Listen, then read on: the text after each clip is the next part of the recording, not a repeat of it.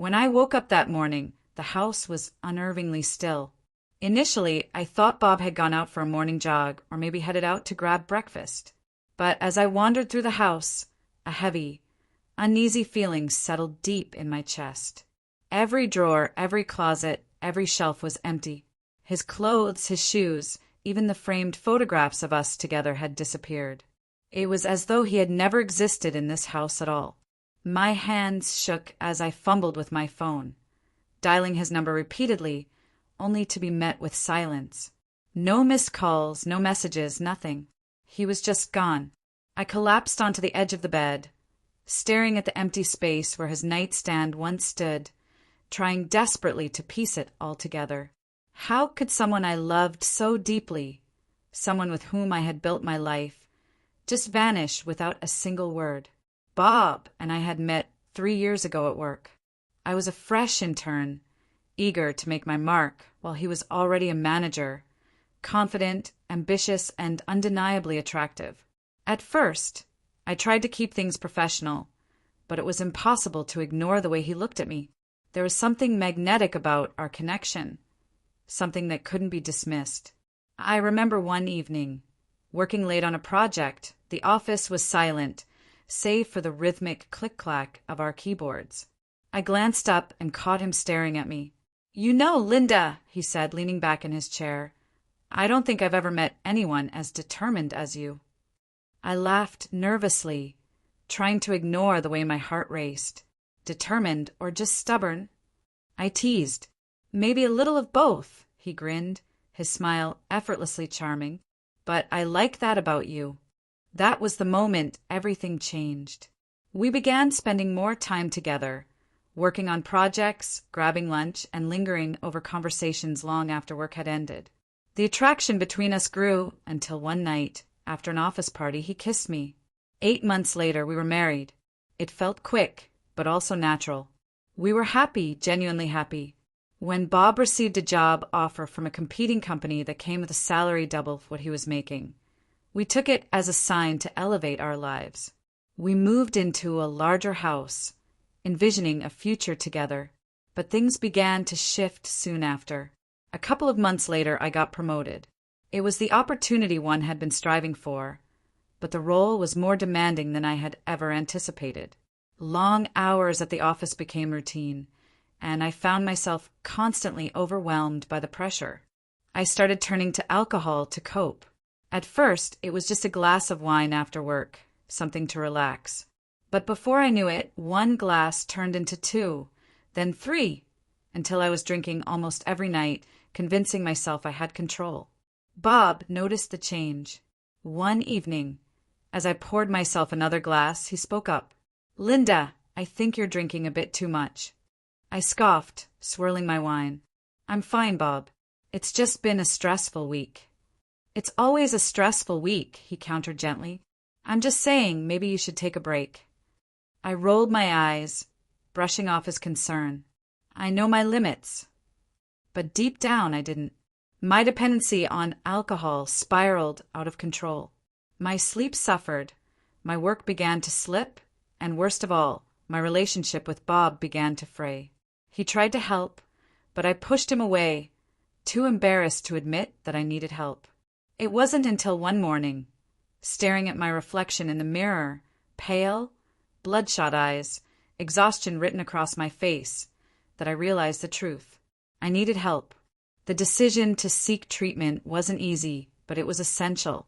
I took a leave of absence from work and entered a rehabilitation program.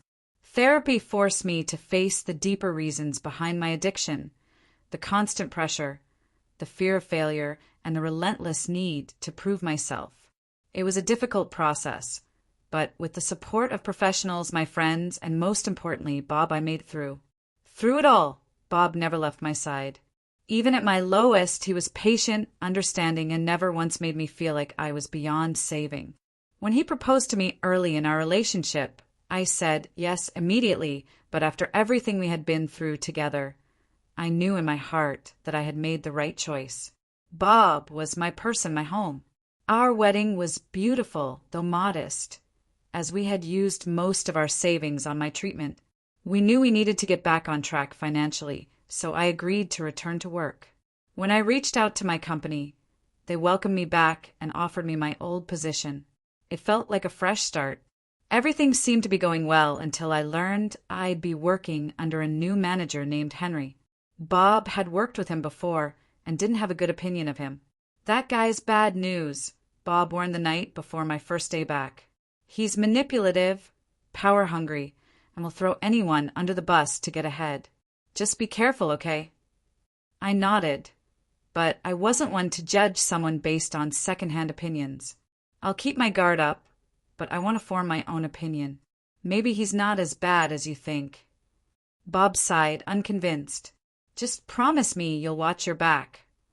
The first time I met Henry, I understood why Bob had such strong feelings. He was in his mid-40s, but carried himself like a man in his prime. He was fit, impeccably dressed, and had a magnetic charisma that demanded attention. As he began outlining the project, I couldn't help but admire his strategic thinking and preparation. I noticed the women on the team watching him closely, their expressions a mix of admiration and fascination. It was clear he had a presence that drew people in. As the days passed, it became evident that Henry's charm extended beyond just his looks. His leadership skills were undeniable. He had the ability to inspire and motivate the team, maintaining high morale. Despite my initial skepticism, I began to realize how valuable his influence was. With his guidance, the project stayed on track and managed to meet deadlines, even with the challenges we faced. But work was demanding. One of my colleagues had gone on maternity leave during a critical phase, leaving me to pick up the slack. I was working extra hours, often staying late into the night to make sure we stayed on schedule. This left me with little time for Bob, and even less for us to truly talk. That evening, he made a sarcastic comment about how at least I wasn't drowning myself in alcohol anymore, adding that he was happy to see me so focused on my work. I chuckled at his remark and assured him that, despite the chaos, I was managing everything professionally. However, I admitted that I missed spending time with him and promised to make it up to him once things calmed down at the office. "As long as you're aware of it, I'm happy to see you doing well," Bob said with a small smile. I leaned in and gave him a gentle kiss. "Of course I care. I always do.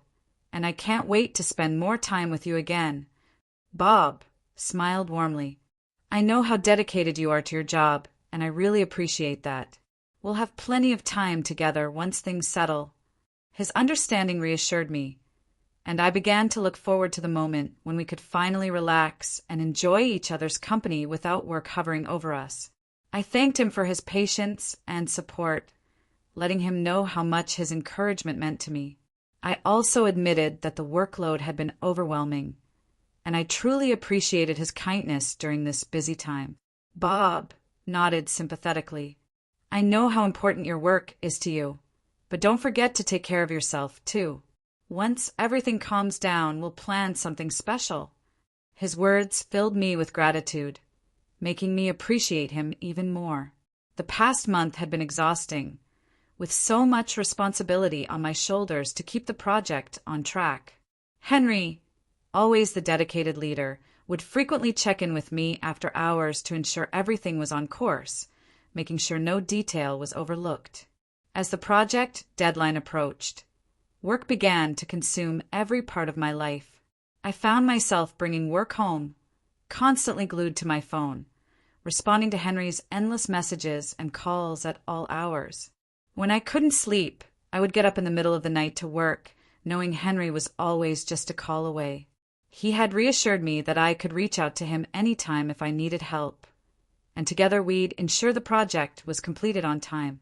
Bob, however, wasn't happy with my erratic schedule. He voiced his concerns several times, pointing out how disruptive my late-night calls and messages had become. "Do you really need to be on your phone all night?" he asked one evening, his frustration evident in his voice. "It's just a phase," I reassured him. "Once the project is over, things will go back to normal. I promise." He sighed, clearly unconvinced. "I get that work is important, but it feels like you're never really home anymore." I placed a hand on his arm, trying to ease his worries. "I know this has been tough, but once everything settles, I'll give you all my time and attention." Despite my reassurances, nothing seemed to improve. As the pressure at work grew, so did my communication with Henry. Our conversations became more casual, filled with jokes to lighten the stress we were under. We started developing inside jokes that only we understood, and soon those light-hearted exchanges started spilling into our texts and late-night calls. It didn't take long before office gossip began to spread. I could feel the women's jealous and suspicious glances whenever I spoke with Henry. Whispers spread quickly, and soon people were suggesting that Henry and I had grown too close. I brushed it off, refusing to let those rumors distract me from my work. But eventually they made their way to Bob. One evening, I walked into the house to find Bob pacing, clearly upset. He didn't even give me a chance to set down my bag before he turned to face me, eyes full of questions. "Is there something going on between you and Henry?" His voice was sharp, cutting through the silence. I blinked, caught off guard. "What? No, of course not. Where is this coming from?" Bob crossed his arms. "People are talking, Linda. They say you two have gotten close." I let out a frustrated sigh. "It's just gossip, Bob. There's no truth to it." Bob didn't seem convinced. His jaw tightened as he shook his head. "There's no smoke without fire, Linda. If everyone can see it, maybe there's something to it." He went on, claiming that he had always suspected Henry was trouble and that I should have kept my distance from him. Bob accused Henry of manipulating people to serve his own interests. I was already drained from work and didn't have the energy to argue over something that wasn't true. Frustrated, I snapped at him, telling him he could either trust me or believe the rumors from people who had nothing better to do. Without waiting for a reply, I stormed off to our bedroom, unwilling to waste my time on baseless accusations. In the following days, our arguments escalated. Bob continued to question me about who I was talking to, texting and meeting. But it didn't feel like concern, it felt like an interrogation, as if I were a suspect under investigation. Finally, I had had enough. "If this is how you're going to act, maybe we should take some space," I told him. Bob, being the sulker that he was, shut down completely. "If you respected our relationship, you'd try to stay away from Henry," he muttered before retreating into silence. I found his demand ridiculous. Henry was my boss, and avoiding him completely was unrealistic. The next day, I went to work in a foul mood, still angry over Bob's lack of trust. Henry must have noticed, because he approached me and asked, "Are you okay?" I forced a smile. "Yeah, just tired," I said, quickly turning back to my work. That evening, after everyone else had left, Henry and I stayed behind to finalize a report. At one point, he brought me a cup of coffee and gently said, "If you need to talk, I'm here to listen." Maybe it was the exhaustion or maybe the loneliness, but I found myself opening up. I told him about my argument with Bob, about how he didn't trust me, and how suffocating it felt to constantly be questioned. Henry listened patiently, nodding as I vented. "It'll get better once things calm down," he said reassuringly. In that moment, overwhelmed with gratitude for his support, I hugged him instinctively. It was something I shouldn't have done, but I didn't stop myself. And then, out of nowhere, we kissed. As soon as it happened, reality hit me like a truck. I pulled away, my heart pounding. This was a mistake," I stammered, stepping back. Henry looked equally stunned. "Yeah, it was just a weak moment," he admitted. We both stood there in silence, still in shock. Then he moved closer and held me. I could feel his breath on my neck as he pulled me into a tight embrace. He looked into my eyes, and slowly his face came nearer to mine. Instinctively, I kissed him back. But then, suddenly, Bob flashed into my mind, and I pushed Henry away. Neither of us spoke. We just rushed out, both of us embarrassed and shaken by what had just occurred. The following days were incredibly awkward.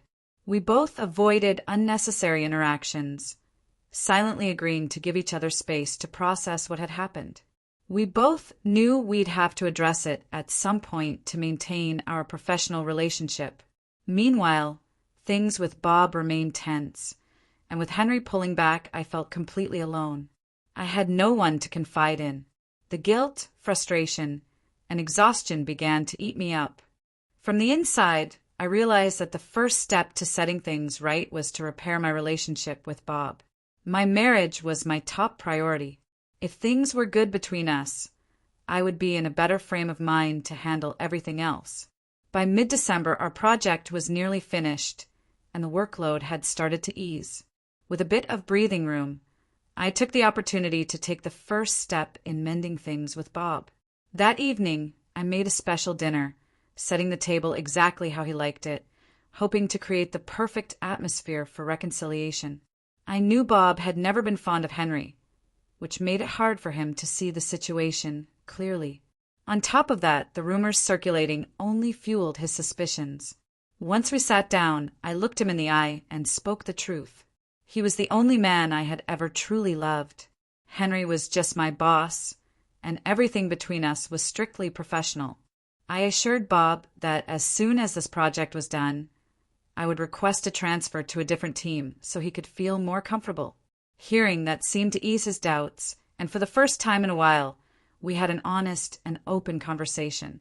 It felt good to clear the air, reconnect, and reaffirm our bond. I told him that going into the new year, I wanted our relationship to grow even stronger. We talked about our future and agreed to communicate more openly to avoid misunderstandings. I expressed my gratitude for his patience and understanding, promising that no matter what, our marriage would always be my priority. As the year came to a close, my company began preparing for its annual New Year's party. Henry suggested that I invite Bob so he could see for himself that there was nothing suspicious about my relationship with him. I thought it was a great idea. When I told Bob, I framed it as a personal invitation from my boss, telling him that Henry was excited to meet the man I always spoke highly of. I wanted Bob to have a good time and see firsthand that the rumors weren't true. The party would also be a great chance for him to reconnect with his old colleagues and friends. I was eager to introduce him to Henry and my co-workers, hopeful that once they saw us together, any lingering doubts would disappear. Above all, I wanted Bob to feel secure in our relationship and enjoy the evening without worrying. As the night went on, the drinks kept coming, and for the first time in a long while, I found myself indulging in alcohol. The taste was familiar, and I felt a warm sensation spread through my body with each sip. I told myself I had control, that I wouldn't let it turn into an addiction again. It was New Year's, after all, and I wanted to enjoy the night without overthinking everything. I sat between Bob and Henry, laughing, drinking, and letting go of the stress that had been weighing on me for weeks. Bob, however, was acting like a complete buzzkill. "Linda, that's your third drink. Maybe slow down," he whispered, placing a hand on my arm. I rolled my eyes. "Oh, come on, Bob. It's New Year's. Let me have some fun," I said, brushing his hand off and reaching for another shot. He sighed, clearly frustrated. "I'm just trying to look out for you. You know how this can go." Yeah, I know," I muttered. But at that moment, I didn't care. I was tired of feeling guilty, tired of justifying myself. I turned away from Bob and toward Henry, who was already grinning at me with his drink in hand. "Looks like someone's party spirit is a little lacking tonight," Henry joked, nudging me. I laughed, feeling the tension ease. "Tell me about it. It's New Year's, not a therapy session," I said, clinking my glass against his. As the drinks continued to flow, my inhibitions faded. I barely noticed Bob's disapproving glances as Henry and I kept talking, the world around us becoming blurrier with each passing minute. Somewhere in the back of my mind, flashes of the kiss resurfaced, but I pushed them away. It didn't matter anymore. We had moved past that. Everything after that was a blur. I remember shots, laughter, more shots, and then nothing. The next morning, I woke up with a pounding headache. My mouth was dry and my limbs felt heavy. I groaned and forced myself to sit up, only to freeze when I looked around. The room, our home, felt empty. I blinked, my vision still blurry. Something was wrong. For a moment, panic gripped me. Had we been robbed? The furniture, the pictures, almost everything except the bed was gone. My heart raced as I stumbled out of bed, calling out, "Bob!" My voice was hoarse. I cleared my throat and tried again, louder. "Bob, where are you?" Silence. I walked through the house, dread growing with every step. That's when I saw it. A single note left on the kitchen counter. My hands trembled as I picked it up. "Congratulations on a new year with new beginnings and new people in your life." I read it once, twice, my breath caught in my throat. What the hell does this mean? Confusion turned into disbelief, then panic. This had to be some kind of joke. It had to be. I grabbed my phone and dialed Bob's number, straight to voicemail. I tried again and again, but it was switched off. I rushed to the sink and splashed cold water on my face, trying to clear my head. My reflection stared back at me, pale, shaken, desperate. I gripped the edge of the sink as reality set in. Bob was gone, with no warning and no explanation. Questions swirled in my mind, each one hitting harder than the last. Why would Bob walk away from our relationship at the start of the new year? What happened last night to make him leave? The weight of uncertainty and sadness settled on me, leaving behind a deep yearning for answers that I wasn't sure I was ready for. I tried to piece together the night, but my memory was fragmented. I remembered drinking with Henry, trying to outdo each other in a drinking contest. I recalled making it to the 5th shot, then nothing, a blank void. My stomach twisted with unease. Had something happened? Something that made Bob leave? I considered calling Henry. Would he remember anything? Would he even tell me the truth? Maybe I was overreacting. Maybe this was just Bob's idea of a twisted prank, some dramatic way to start the new year. I decided not to panic, at least not yet. I would wait and see how things unfolded throughout the day before making any drastic moves. As the hours passed, flashes of the previous night began to resurface, but they were too scattered to make sense of. I couldn't shake the feeling that something significant had happened, something that had everything to do with Bob's sudden departure. But jumping to conclusions wouldn't help. The uncertainty gnawed at me, each moment stretching longer than the last. Without clear evidence, my mind seemed to spiral. I had to find a way to regain control, to stay grounded. So, I decided to take a walk in the park, hoping the brisk air would offer some clarity. Yet, the unease never quite left me, lingering like an unwelcome guest. Memories flickered in and out. Henry's laugh, Bob's tense expression, the clinking of glasses, fragments of a night I couldn't fully recall. They teased me, offering no answers, only questions. I knew rushing to conclusions would only make things worse. So, I took a breath, trying to calm myself. By evening, however, the weight of the unknown became unbearable. I needed answers, something tangible to hold on to. I grabbed my phone and sent Henry a quick message. "Hey, can we meet for a chat?" His reply came swiftly.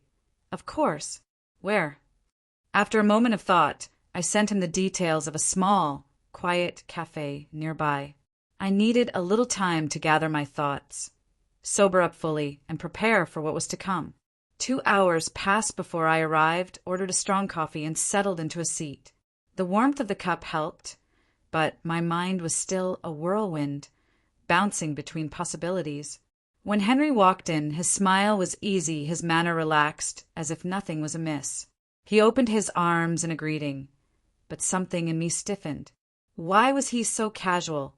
Instead of returning the hug, I smiled awkwardly and opted for a seat across from him. Unfazed, he slid into the chair, still grinning. "Wow, Linda, last night was wild," he said, shaking his head with an amused smirk. I took a slow breath. "What do you mean?" I asked, trying to sound casual, even though my heart was racing. Henry leaned back, stretching his legs. "I mean, that party was unforgettable. Honestly, probably the best one I've ever been to, he said, then paused. His tone shifted slightly. So, is everything okay between you and Bob? He asked, his casual voice betraying a hint of curiosity. He didn't look too happy by the end of the night. That was the moment I'd been waiting for. Something had happened, something I hadn't remembered. My pulse quickened. What happened? I pressed, my voice steady despite the growing panic. Henry hesitated, running a hand through his hair, and then spoke slowly. Well, we were all having fun with that shots competition, but Bob was trying to stop you from drinking more. You weren't having it, though. You kept pushing him away, saying it was a night to celebrate. A fragment of memory flickered. I remembered slurring something about it being a fresh start, pushing away Bob's attempts to slow me down. I felt a flash of guilt. Then, at midnight, Henry continued, we did a toast to the new year. You and your boss. I cut in, confused. My boss? Yeah, the guy in the navy suit. You guys toasted together, and then you kissed him. Right on the lips. He shrugged nonchalantly. It was no big deal, just a New Year's thing. But Bob? He didn't look happy at all. A sick feeling churned in my stomach as the pieces slowly fell into place. I had kissed my boss, in front of Bob, and then what? I asked, voice barely above a whisper. Henry sighed, his fingers tapping against the table. Bob lost it. He stormed off. I stayed behind because, while you were upset, you were venting about how Bob was ruining the night and how you just wanted to have fun. A few drinks in, and you were really emotional. My head was spinning. I had been that angry, and then Henry shifted, avoiding my gaze for a moment. I hugged you to comfort you, but we were both drunk, and we started kissing. I guess it just happened. I could barely breathe. What? I managed to say, the room around me suddenly feeling too small. Henry's eyes softened, almost guilty. Yeah, well, Bob came back, saw us, and he wasn't happy. At all. He pulled you away from me and dragged you out of the place. I think he tried to get a taxi for you, and that was the last I saw. I sat in stunned silence, trying to piece together the wreckage of the night. Nothing about this made sense. I felt like I was drowning in confusion. Henry was still talking, offering support, but I barely heard him. His voice sounded distant. I asked about Bob, but I lied. I told him things weren't as bad as they seemed. Bob had asked me to figure out what had happened, which was why I was talking to Henry. He gave me a doubtful look, but didn't press me further. Instead, he encouraged me to open up, reminding me that seeking help wasn't a sign of weakness. His words were comforting in a way, and I appreciated his support, but it didn't erase the knot in my stomach. As I confided in him about my confusing situation with Bob, I found a tiny bit of relief in sharing the burden. But the nagging question remained. How had things gotten so out of hand? What had started as a work party to ring in the new year had turned into something much darker, blurring all the lines between my professional and personal life. My boss, Bob, and I, everything was tangled up in alcohol and poor decisions. Now, 2 days later, I sit alone in a nearly empty house, the only company being the mattress on the floor. Bob hasn't come back. I haven't heard from him, and I have no idea where he is. I had always known Bob as someone who valued his space, so when he disappeared for a while to sort through his thoughts, I tried to respect his need for solitude. At first, I gave him time to process, thinking it was just a temporary break. But as days turned into weeks and then months, I began to wonder if something more was at play. 3 months had gone by since I last heard from him, and the silence was growing unbearable. I tried reaching out to his workplace, but they told me he was working remotely and that they didn't have any updates on his whereabouts. Desperate for any kind of clue, I contacted our mutual friends, but they too had lost touch with him. The mystery of his absence was becoming more unsettling by the day. I sent Bob email after email, pouring my heart out, trying to explain my side of the story, hoping that he might see things differently. But there was no response. No acknowledgement. Just silence. And the worst part, he'd blocked me on every platform except email, leaving me stranded in a void, wondering if he was ever going to reach out. Meanwhile, the burden of managing everything alone started to take its toll. The mortgage, the bills, the mundane necessities that seemed to pile up with each passing day, it was becoming too much to handle. I thought about getting professional help or exploring options to ease the strain, but emotionally I was at my breaking point. Bob's absence weighed heavily on me, and every day I felt the sting of abandonment. In the midst of this, Henry had become a steady friend. He listened when I needed to vent, patiently offering comfort and reassurance, even when I couldn't shake the guilt I felt about how things had unfolded. He kept telling me that it wasn't my fault, that I was being too hard on myself. I appreciated his words, though part of me still wondered if he was just trying to make me feel better or if he truly believed what he said. One night, we were talking, sharing more than usual about our past mistakes and the choices that led us here. "It's what we do after we mess up that matters," he said, his voice thoughtful. That struck a chord with me. Maybe it was time to stop looking back at the past and focus on moving forward. We made a pact that night to support each other in making better choices and creating a brighter future. It was exactly the kind of friendship I needed, and I felt a sense of hope, however small, that things could get better. Then, as if on cue, the door creaked open, and I heard a voice that sent a chill down my spine. So I guess I was right all along. I turned around, my heart dropping into my stomach. There stood Bob, his face twisted in a mix of anger and disbelief. "I knew it," he muttered, his eyes narrowing with suspicion.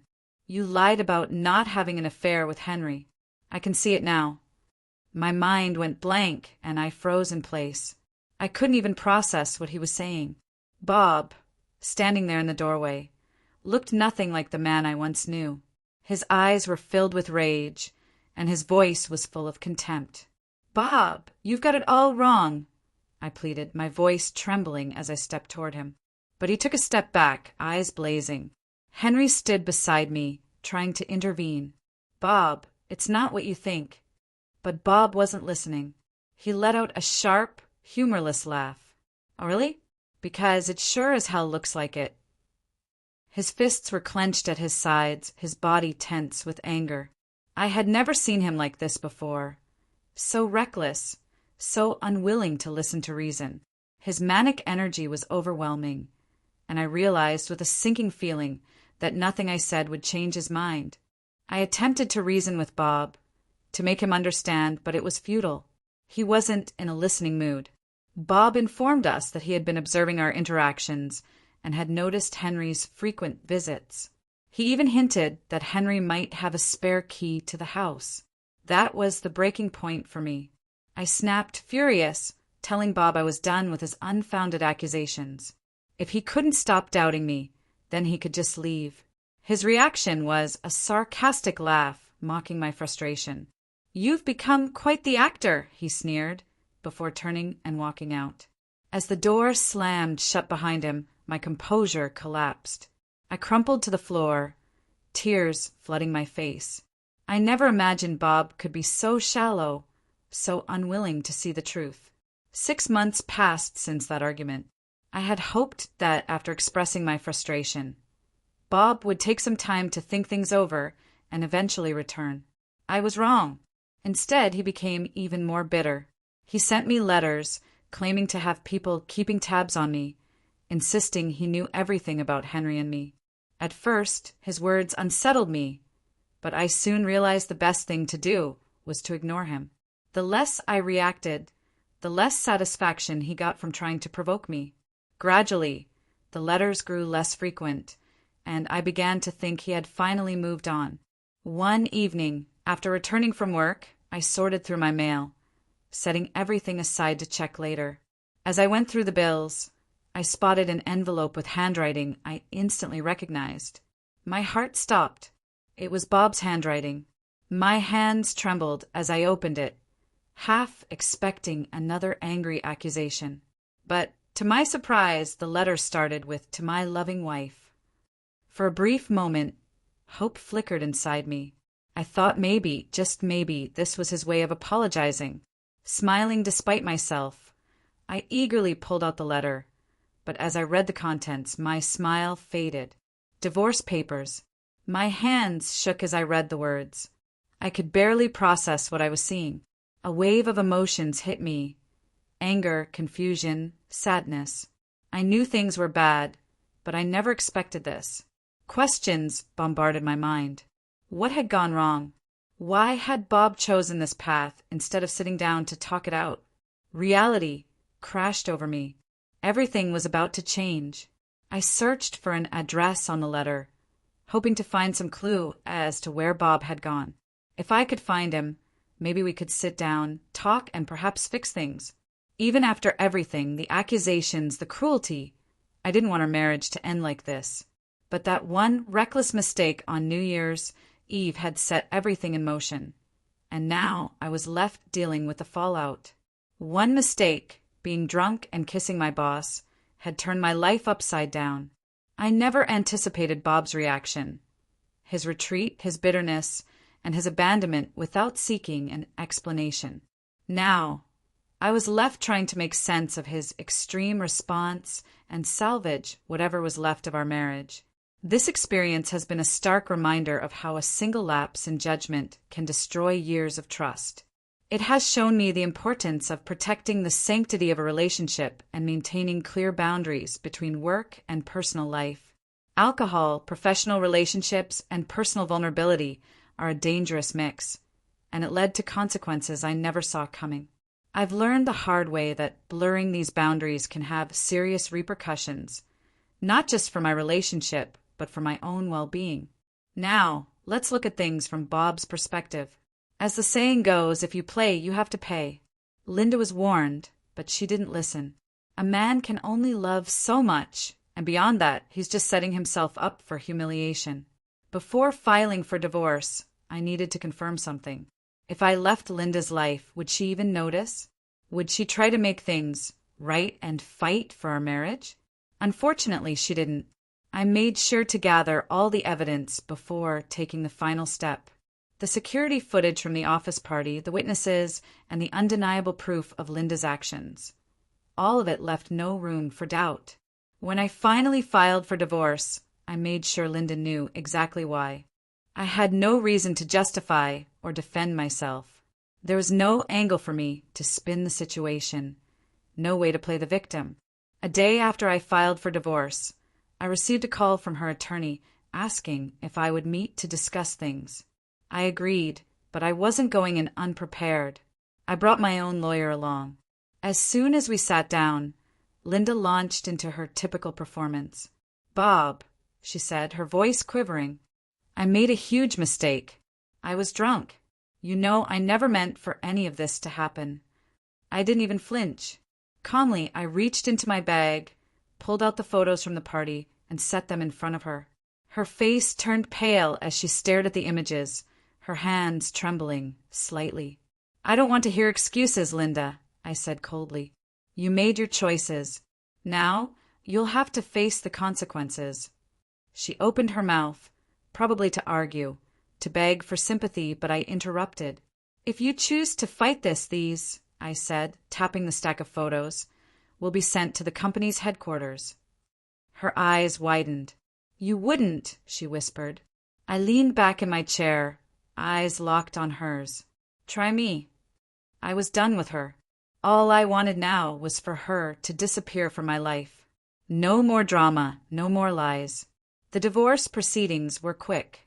We'd been separated for almost 7 months, and the judge saw no reason to force us into counseling. There was nothing left to fix, nothing worth saving. When the judge's gavel came down, it was final. I was free. Divorced at last, but I wasn't finished. I made sure every single photo, every piece of evidence, found its way to the company. I made sure Linda and her boss didn't get away unscathed. Soon enough, all 3 of them were fired. No second chances, no recommendations. Linda tried to reach out. She called, she texted, and even showed up at my old place a few times. But I knew what she wanted. It wasn't closure. It wasn't reconciliation. She wanted to yell, to accuse me of ruining her life, but I never gave her the satisfaction. Why should I? There was nothing left to say. A few weeks later, I heard from mutual friends that Linda and Henry had moved in together. Well, good for them. They deserved each other. As for me, I packed up, left the city, and started over. I moved to Florida, leaving behind all the pain, the betrayal, and the toxicity of my old life. Felt like being freed from chains. I arrived in Florida with nothing but my bags and a clear mindset to rebuild. For the first time in years, I felt like I could breathe again. I found a modest but beautiful condo by the beach, with a balcony that overlooked the ocean. Every morning, I woke up to the sound of waves crashing against the shore, a stark contrast to the tense mornings I had grown accustomed to. The air here was different, lighter. It felt like a fresh start, untouched by the weight of the past. One of the best decisions I made after moving was adopting 2 German shepherds, Max and Luna. They quickly became my family, my protectors, and my greatest joy.